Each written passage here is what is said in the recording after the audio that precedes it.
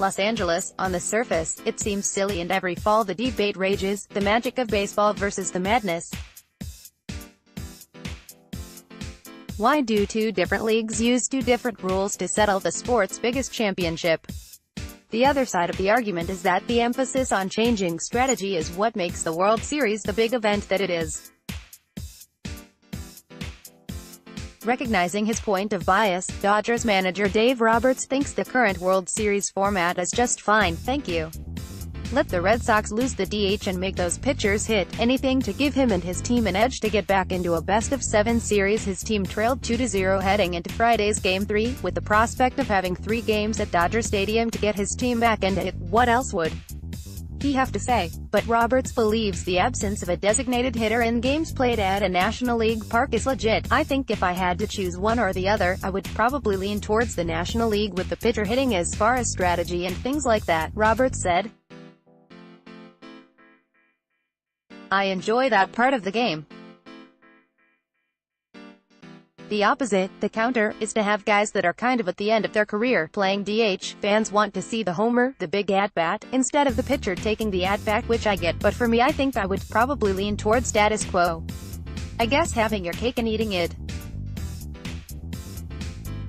But I'm just more biased probably toward the National League style, after getting schooled at Fenway in Game 1 and 2 where the fans, the weather and the dimensions were all factors in favor of the Red Sox. Roberts was looking for a reversal at Chavez Ravine, a bigger, dramatically different old-school ballpark. I think the shift in scenery, the ballpark, our roster is built for this with the versatility we have, Roberts said.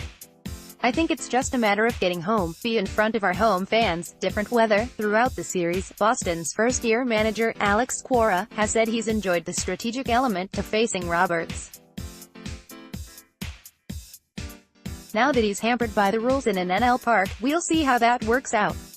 The Sox did go 16-4 versus NL teams in 2018. The Dodgers, meanwhile, were 7-8 versus the Red Sox since interleague play began, but 6-3 at their home in Chavez Ravine. Cora certainly had to make some lineup decisions on Friday, and even with his DH hobbling due to a bum ankle, he resisted the temptation to sit J.D. Martinez. Instead, the first-year Red Sox slugger shifted to left field, making Andrew Benintendi the odd man out for at least the start of Game 3. Obviously the Red Sox didn't want to take the bat, or the defense, of right fielder Mookie Betts out of the lineup either, so that was Cora's starting formation. Bottom line for the Red Sox is that they still have home field advantage based on their 108-win regular season. Realistically, they'd probably be content with a win in one of the 3 played at Chavez Ravine and head back to finish it off at Fenway if need be. If I had my druthers, we'd have 4 here, Roberts said. But unfortunately we didn't win 109 games. That's the way it is.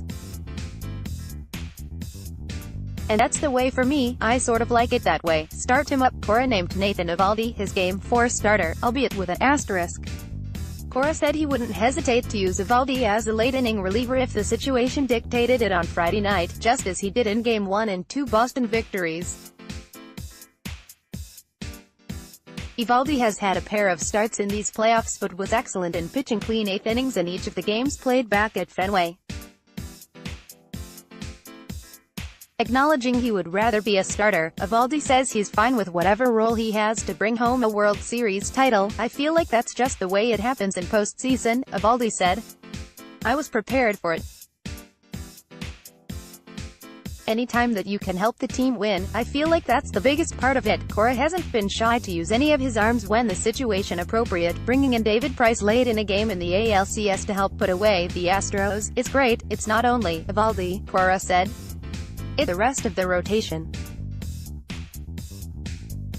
David Price texted me last night, "I'm ready for tomorrow." That doesn't mean that we will use him, but the willingness to be able to compete in a game that probably they shouldn't because they got their program.